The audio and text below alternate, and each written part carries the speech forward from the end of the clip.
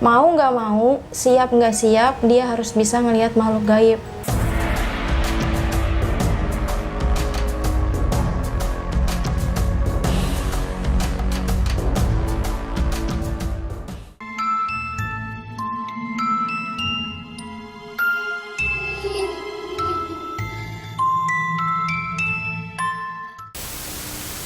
Assalamualaikum warahmatullahi wabarakatuh. Balik lagi sama gua Badru Caps Lock. Kali ini nih gua kedatangan lagi narasumber salah satu wanita yang mungkin teman-teman udah kenal nih siapa orang yang ada di samping gua ini, Mbak Maya. Kali ini nih Mbak Maya udah nyempetin buat datang lagi ke channel gua buat berbagi cerita ke teman-teman semua nih. Sebelum kita mulai, buat teman-teman yang belum subscribe, jangan lupa di subscribe dan diaktifkan loncengnya. Buat teman-teman yang udah subscribe, kita banyak-banyak terima kasih. Oh ya, sebelum kita mulai, kita tanya dulu nih ke Mbak Maya nih. Dia mau cerita apa nih pengalaman dia? Halo Mbak Maya. Halo, Gimana kabar, sehat Mbak? sehat alhamdulillah. Ya, terima kasih Mbak Maya ya udah menyempatkan waktunya pulang kerja langsung datang ke cafe ini untuk berbagi cerita nih ke teman-teman semua nih, karena udah banyak request nih yang request ke gue, Mbak Maya kapan ada lagi, Mbak Maya kapan ada lagi gitu. Akhirnya gue tetap berusaha buat menghubungi beliau nih di tengah kesibukannya yang super sibuk. Cerita apa Mbak Maya? Cerita mungkin story hidup gua kali ya, awal mulanya gua bisa lihat makhluk gaib gitu. Oh gitu ya, boleh, mantap ini asli. Nggak perlu lama-lama nih, langsung aja kita ke Gibah Misteri.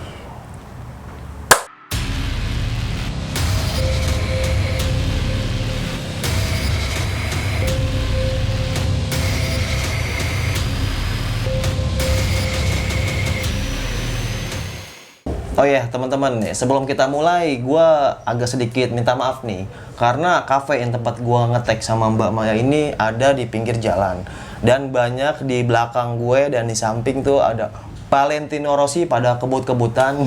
Jadi suara agak sedikit noise ya. Jadi gue minta maaf gitu, dan nggak mungkin juga kan mereka lagi ngebut tiba-tiba gue palangin kan, bang berhenti, Mbak Maya mau syuting kan, nggak mungkin kan. Jadi tolong dimaklumin aja ya. Langsung aja nih kita masuk ke ceritanya nih. Oh ya Mbak, gimana pengalamannya? Kenapa Mbak Maya bisa nih prosesnya gitu loh, bisa menjadi orang yang cukup peka dalam perihal hal-hal gaib gitu ya, bisa melihat bahkan bisa interaksi nih sama mereka. Jadi mungkin bisa dibilang yang pertama keturunan ya. Keturunan. Ya, dari keluarga bokap, dari bapaknya bokap sih, dari abah gue itu memang orang bisa dibilang bisa ngobatin lah. Terus turun ke tante gue juga sama, bisa ngelihat, bisa interaksi juga. Terus di keluarga gue, di abang gue sama di gue. Jadi awal mulanya itu di umur 5 tahun gue itu sakit selama 7 hari, panas, demam. Gue itu nggak turun-turun sampai gue step. Tapi anehnya gue dibawa ke rumah sakit itu sampai gue dirawat, dokter pun bilang kalau gue nggak ada penyakit apa-apa. Akhirnya dari pihak keluarga nyokap gue itu nyaranin buat gue dibawa ke abah gue kan. Di situ mereka udah bingung soalnya, karena ketika gue sakit itu sakitnya aneh. Pas siang itu gue selalu tidur, tapi kalau malam itu gue bangun tengah malam terus gue ngoceh sendiri nggak jelas. Katanya sih gue kayak ngobrol sama makhluk lain gitu. Nah itu dari apa namanya, perilaku gue itu udah aneh banget gitu kan.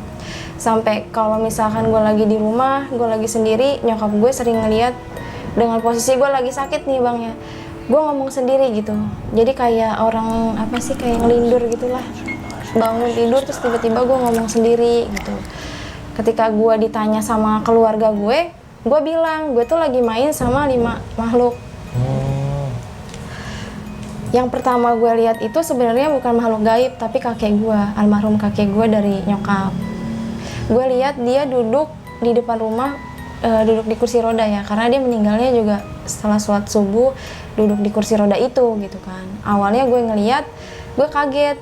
Gue bilang dong ke nyokap sama ke nenek gue kan. Gue bilang, mah kok di depan rumah ada kakek, kata kata gue gitu. Terus nyokap gue kaget kan, dia udah punya feeling, dia bilang ke nenek gue, "Ma, jangan-jangan ini anak proses buat pembukaan mata gaibnya," dia bilang gitu kan. Ya udah cepet-cepet aja dibawa kan buat pengobatan. Malamnya gue dibawa ke sama keluarga gue naik mobil. Di sana gue nyampe malam. Memang harus ngeruqyah gue itu di jam-jam sholat tahajud gitu bang. Oh malam ya? Iya.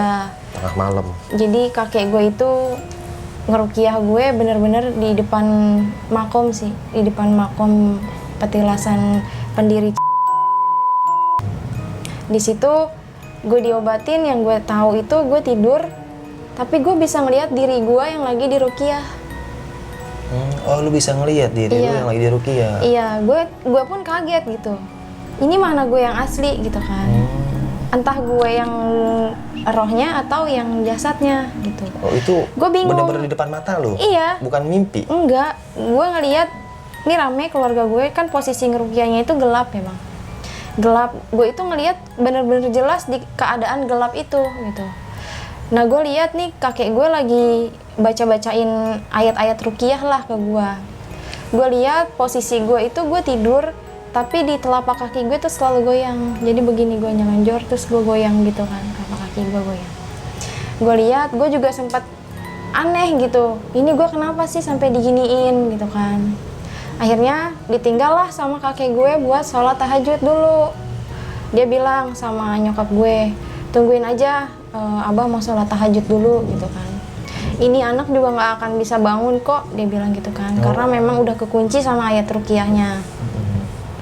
Akhirnya setelah dia sholat tahajud, dia nerusin lagi tuh. Gue itu posisi gue ada di belakang kepala gue sih, gue berdirinya gitu kan. Nah terus abah gue bilang, "Siapa yang mau dampingin di belakang?" Karena takutnya pas di ruqyah itu guanya mental, entah guanya muntah darah gitu kan. Akhirnya yang di belakang gue itu, karena emang bokap gue itu kerjanya supir dan jarang pulang, yang di belakang gue itu om gue bang ngejagain. Yang lainnya pada ikut ngaji juga di situ kan. Terus pas gue di ruqyah, yang gue rasain itu kan di ngajiin, gue itu kayak gue susah buat balik lagi ke badan gue gitu bang. Jadi gue takutnya entah sukma gue kemana, roh gue kemana gitu kan. Akhirnya abah gue pun ngomong gini, "Ini udah nggak bisa diruqyah karena garis keturunan kita kuat," dia bilang gitu. Mau nggak mau, siap nggak siap, dia harus bisa ngelihat makhluk gaib. Gitu. Yang ada di sekitarnya. Iya, dia bilang gitu. Tapi nanti sama abah tetap diaping, maksudnya tuh tetap didampingin gitu. Nggak akan dilepas walaupun cucunya ini, maksudnya cucu gue ini di Jakarta gitu kan, gue di Jakarta, dia di tetap dalam pengawasan abah, dia bilang gitu.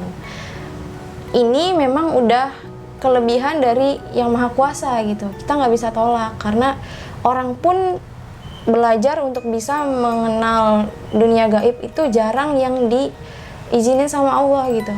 Nah ini karena memang gue udah dikasih titipan buat ngelihat makhluk-makhluk ciptaan Allah lainnya gitu kan. Ya mau nggak mau gitu bang. Akhirnya gue nginep di situ sehari, gue ngerasa di situ tuh gue lebih nyaman gitu, lebih enak gue tinggal di situ. Terus abah gue ngomong gini setelah gue diruqyah, gue sadar gue itu batuk. Gue tuh batuk langsung keluar darah gitu bang. Abah gue langsung bilang, "Minumin air ruqyahnya dulu," gitu.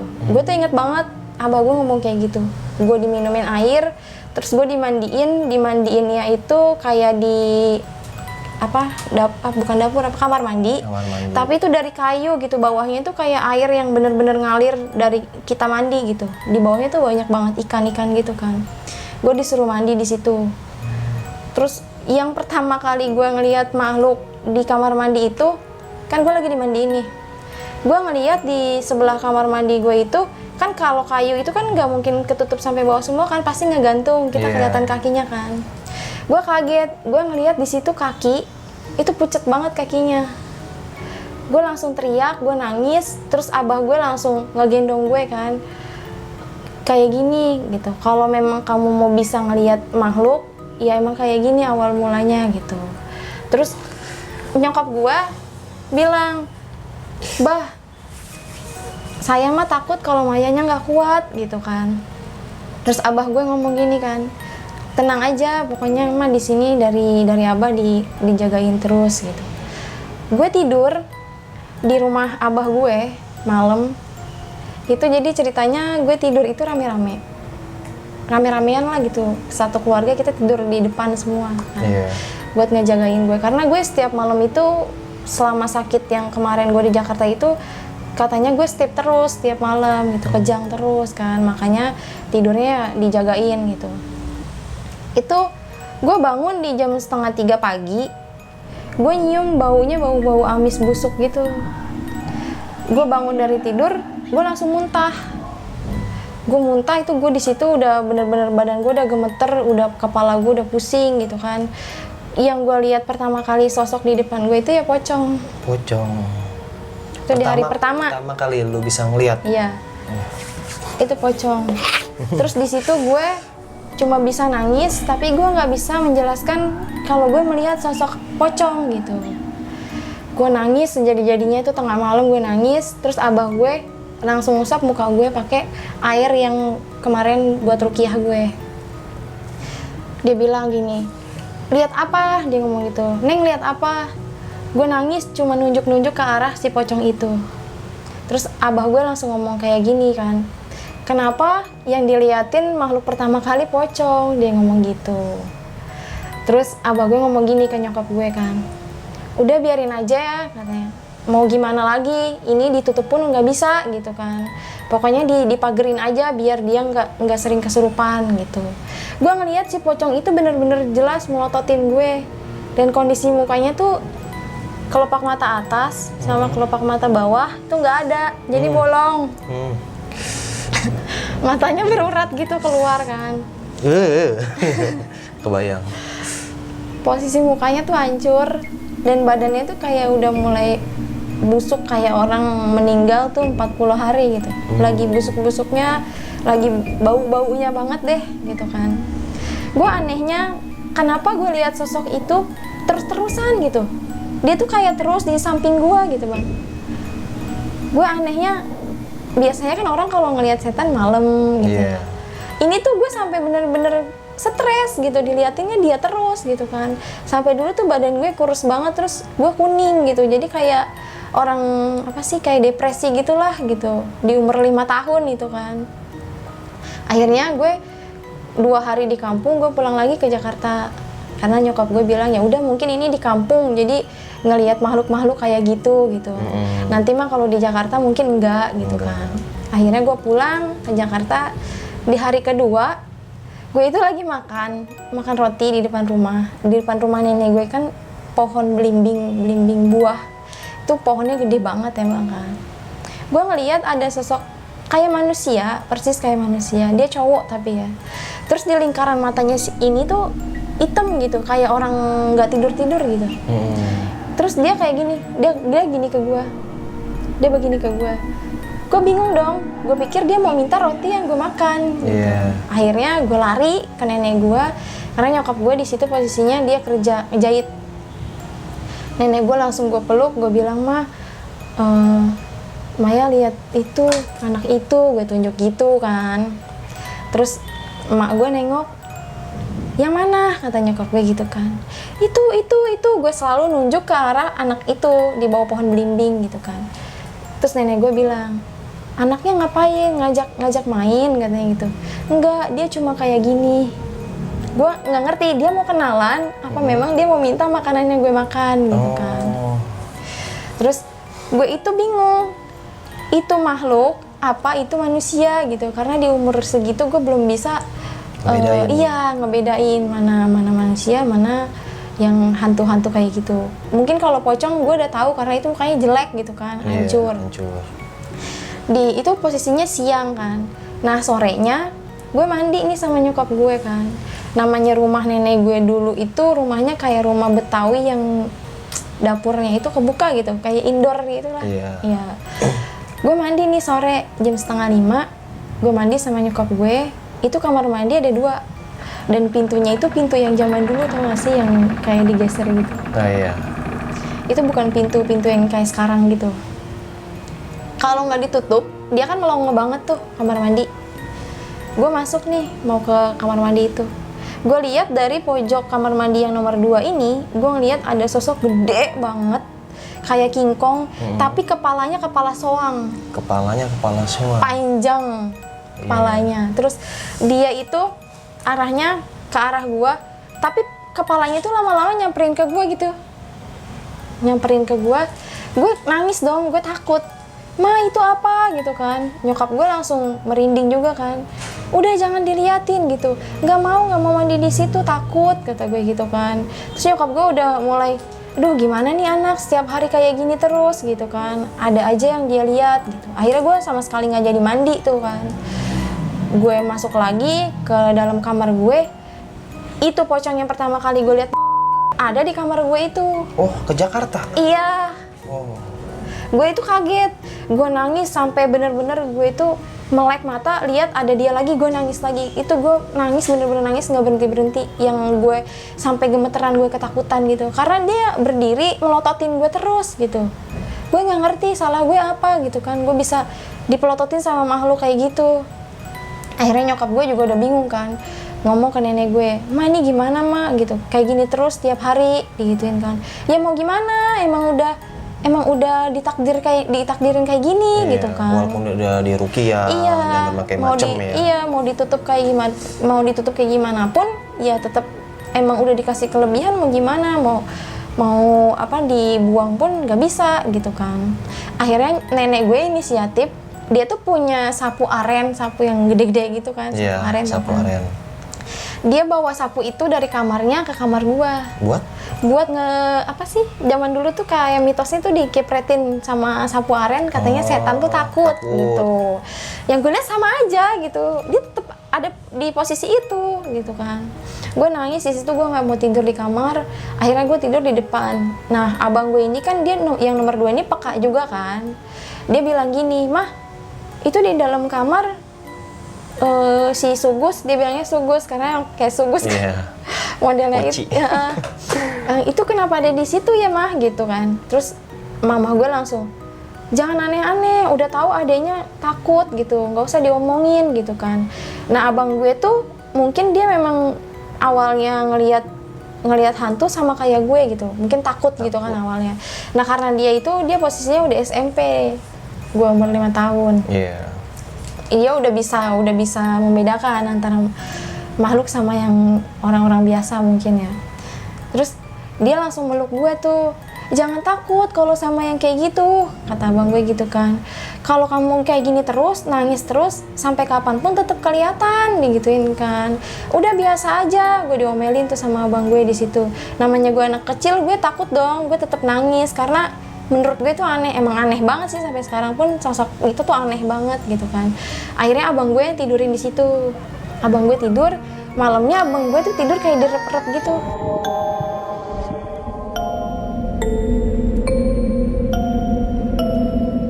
Terus nenek gue langsung bangunin kan, "Dra, bangun, lu tidur ngapa sih, berisik banget," kata nenek gue gitu kan. Terus dia bangun, "Astagfirullah, Mak, colong dong Mak," katanya gitu, "bacain apa kek, soalnya iseng banget," digituin sama abang gua. Akhirnya nenek gue ya udah dibacain lah ayat kursi kan. Tapi sepenglihatan gue emang gak hilang-hilang, di situ aja dia. Sosok penampakan itu? Iya, di situ aja. Sampai pas gue pagi pun gue tidur sama nyokap gue dipindahin ke kamar. Karena nyokap gue kasihan tidur di depan gitu kan. Dipindahin lah ke kamar. Kamar gue itu posisi ranjang itu ranjang zaman dulu yang besi, tau gak sih? Yang tingkat. Gue tidur, gue kaget banget, gue pikir itu di samping gue guling bang. Kok gue gini-giniin, kok ini guling keras gitu kan. Pas gue nengok, dia pun nengok gitu. Gue teriak dong, gue kaget. Gue nangis di situ. Terus nyokap gue, "Kenapa sih?" gitu. "Kok nggak hilang-hilang kayak gini terus gitu. Kenapa sih kok cengeng banget?" Nyokap gue selalu marahin gue karena dia mungkin udah capek juga ya. Gue kayak gitu terus gitu kan. Gue nangis, "Ini mah yang pocong ini masih ada di sini terus, kata gue gitu. Terus udahlah pokoknya sampai 40 hari tuh gue tidur bener-bener didampingin sama dia. Si gitu. pocong itu? Iya. Oh shit man. Sampai ke hari 40 hari pun dia masih ada aja di kamar gue gitu. Gue pindah kemanapun gue lihat dia lagi. Oh dia lagi? Gue pindah tidur di depan, gue lihat dia lagi. Jadi kayak bener-bener ngebayangin gue, ngedampingin gue. Gue ingetnya tuh abah gue ngomong, tenang aja, pokoknya tetap didampingin. Gue takutnya didampinginnya malah sama dia gitu. Terus gue itu kan udah mulai masuk SD nih, umur 6 tahun kan. Gue masuk SD, sekolahan gue itu dulunya bekas rumah sakit zaman Belanda gitu. Sekolahnya emang cukup angker sih gue lihat, soalnya banyak banget dari awal gerbang pintu sekolah tuh gue udah lihat yang aneh-aneh bentuknya. Sampai gue tuh di situ nggak mau sekolah bang, gue takut gitu kan. Oh iya, sebelumnya skip dulu nih. Gak usah nyebutin nama sekolahnya. Pokoknya sekolahnya di Jakarta Barat lah Jakarta ya. Barat. Nah dari pertama gue masuk sekolah itu diantar nyokap, gue nggak mau sekolah karena menurut gue tuh kok tempatnya aneh banget gitu. Banyak lah makhluk-makhluk yang gue lihat di situ kan. Nyokap gue tuh udah maksain, gak boleh kayak gini terus gitu kan. Pokoknya harus dilawan gitu. Apapun yang Maya lihat tuh nggak boleh ditakutin gitu kan. Terus nyokap gue bilang takut tuh sama Allah gitu, makanya sholat. Gue tuh diajarin kayak gitu terus tuh sama nyokap gue kan. Gue nangis, gue tetap gak mau sekolah sampai akhirnya guru gue nyamperin ke rumah. Dia bilang, Bu, sebenarnya ini anak ada apa sih? Setiap ke sekolah tuh selalu nangis, selalu takut. Dia bilang gitu. Karena baru nyampe pintu gerbang itu gue udah lihat sosoknya banyak banget. Ada yang tingginya sampai segedung sekolah, itu tinggi banget yang gue lihat. Terus banyak banget kayak anak-anak kecil lari-lari nggak pakai baju gitu, kayak bisa dibilang kayak sosok tuyul gitulah. Iya. Gue tuh riwah gitu, kayak ini kok rame banget sih gitu. Sebenarnya tuh temen gue yang bener tuh yang mana, karena gue belum bisa membedakan nih gitu. Ketika gue lagi ngobrol sama temen sekolah gue, mereka pun rame gitu. Yeah. Jadi gue masih, pikiran gue jadi masih kacau gitu. Ya di situ gue tuh pikiran gue jadi kacau gitu, jadi nggak fokus gitu kan. Akhirnya gue izin terus kan sekolah. Terus guru gue datang ke rumah, dia nanya, dijelasin lah sama nyokap gue gitu kan. Akhirnya, Bu kenapa nggak coba diruqyah gitu? Udah diruqyah tapi nggak bisa ditutup. Dia sih ngasih saran, katanya ada nih di salah satu daerah Jakarta juga. Dia bilang katanya bisa kok ditutup gitu. Soalnya memang masih baru gitu kan. Takutnya udah kelamaan, memang udah nggak bisa ditutup lagi mata batinnya gitu. Gue dateng lah sama nyokap gue ke tempat itu. Gue dateng, terus si bapak-bapak ini yang mau ngobatin gue, dia malah ngusir gue. Si bapak itu? Iya. Ngapain kesini? Pulang aja Neng, dia ngomong gitu. Gue itu yang gue dengar. Terus nyokap gue ngomong, mau ngeruqyah katanya gitu kan. Buat apa diruqyah katanya gitu. Ini mah yang ilmunya tinggi pun gak akan bisa nutup. Oh, dia ngomong gitu. Bapak itu ngomong iya. gitu. Udah terima aja, ikhlas lillahi ta'ala aja katanya gitu kan.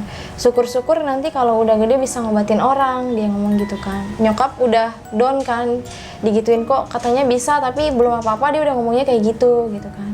Bu, maaf nih ya, saya aja sama dia kayaknya masih kalah auranya, dia ngomong gitu. Si bapak itu? Iya.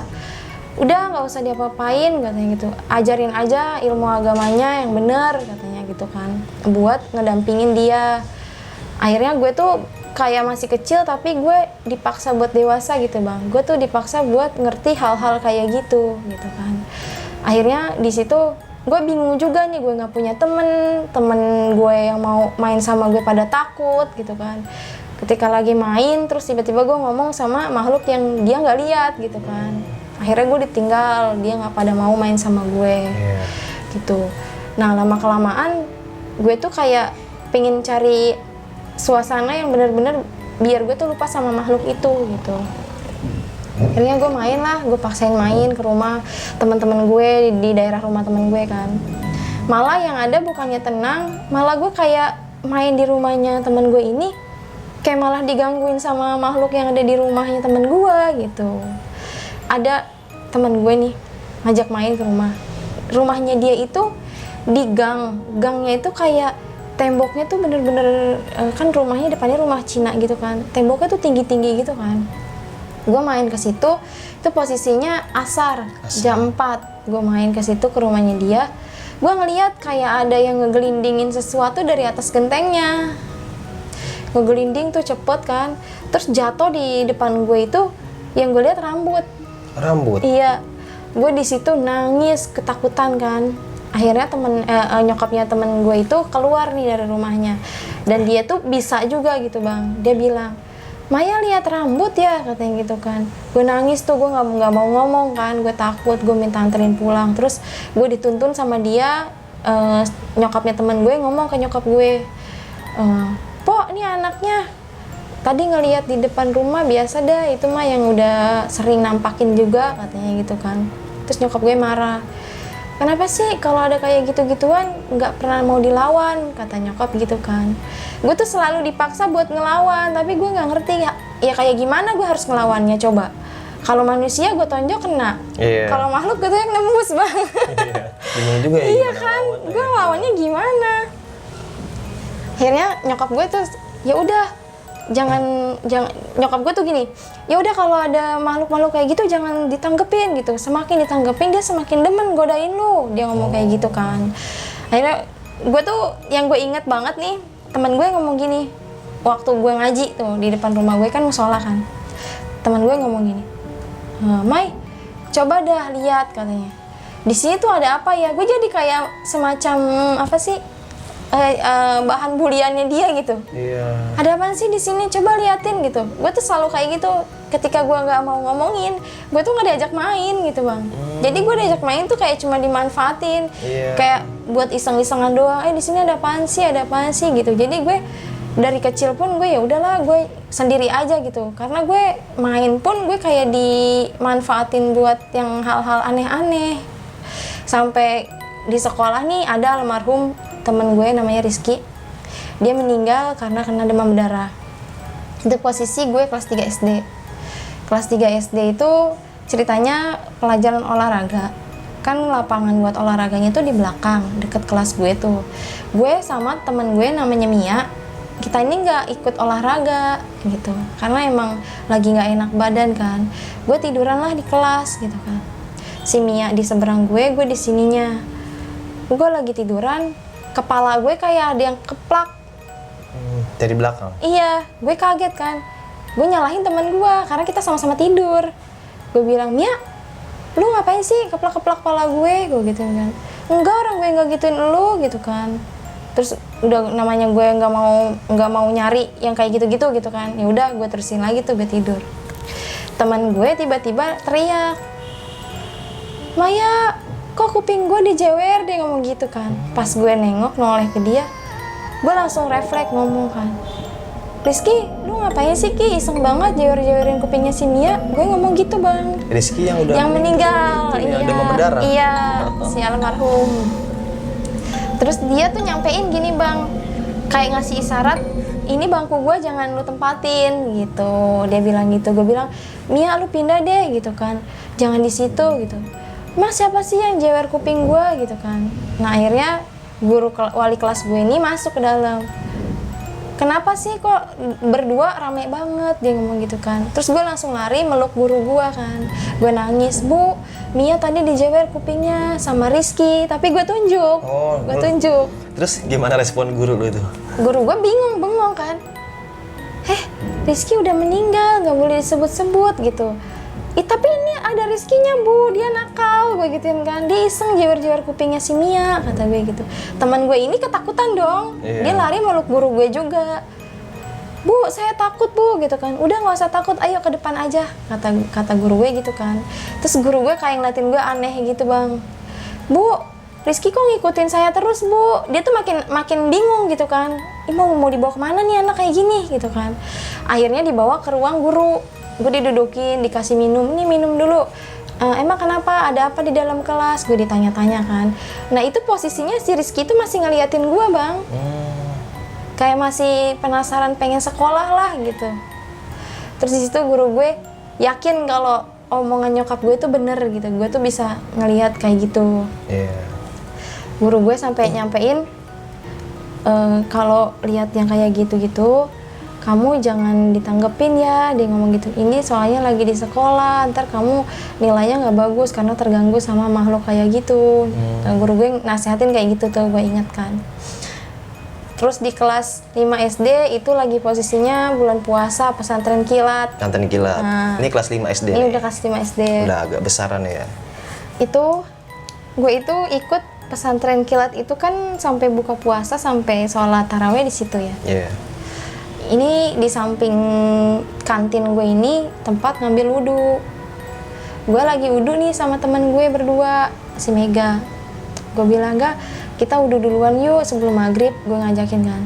Terus dia bilang, "Ya udah ayo," karena gue ngajak dia, emang dia doang yang mau gitu bang. Yang lain pun, "Enggak, gue nggak mau malu, takut." Pasti selalu kayak gitu. Gue ngambil wudhu nih sama si Mega ini.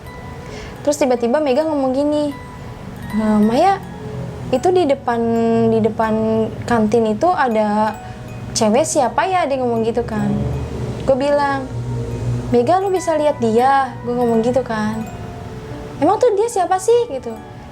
Gue diam, gue antara mau ngasih tahu takutnya dia takut gitu kan. Gue takutnya ntar dia malah gak mau lagi berteman sama gue kan. Tapi gue aneh juga kenapa dia bisa lihat gitu kan. Si Mega ini nih. Iya. Gue takutnya ntar dia main sama gue terus tiba-tiba dia juga bisa kayak gue gitu kan. Terus si Mega ngomong, "Emang tuh siapa sih?" "Nggak tahu, itu anak kelas berapa kali," gue gituin. Emang itu sosoknya kecil bang, pakai bajunya kayak baju muslim gue itu di SD kan warna ijo-ijo gitu kan. Yeah. Itu sama kayak gitu, tapi posisinya dia tuh madep belakang, kita nggak bisa lihat mukanya dia. Pas gue lagi ngambil wudhu, dia balikin badan bang ke arah gue lagi ngambil wudhu. Itu kan sebelahnya kan kantin nih, dia tuh madepnya jadi madep ke gue gitu kan. Gue udah selesai ngambil wudhu, gue kaget bang, gue sampai kepleset, sampai kaki gue tuh lecet gitu kan. Gue kaget lihat dia karena mukanya rata. Oh, yang sosok itu. Iya, tapi ini si Mega nggak lihat. Mukanya gimana sih? Rata, gini. iya nggak ada Gitu, nggak ada hidung. udah rata aja gitu. Oh iya. Gue kepleset, si Mega kaget dong. "Lu kenapa kok tiba-tiba lu jatuh gitu?" Gue tuh buru-buru pengen lari dari situ gitu. Dia ngeliatin sampai gue jalan pun kepalanya dia masih ngeliatin ke arah gue. Akhirnya di situ si Mega juga rada-rada takut juga tuh berteman sama gue kan. Di SD itu banyak yang kayak, Mai, liatin dong, tadi gue di toilet lagi kencing kayak gini. Jadi kayak semacam apa ya, kalau ada apa-apa tuh yang aneh-aneh pasti nanyanya langsung ke gue gitu bang. Iya. Gue tuh pansi, gue tuh nggak bisa, gue tuh selalu bilang gue tuh nggak bisa, gue gituin kan. Padahal gue tahu emang di sekolahan gue tuh emang bener-bener angker banget sih tempatnya.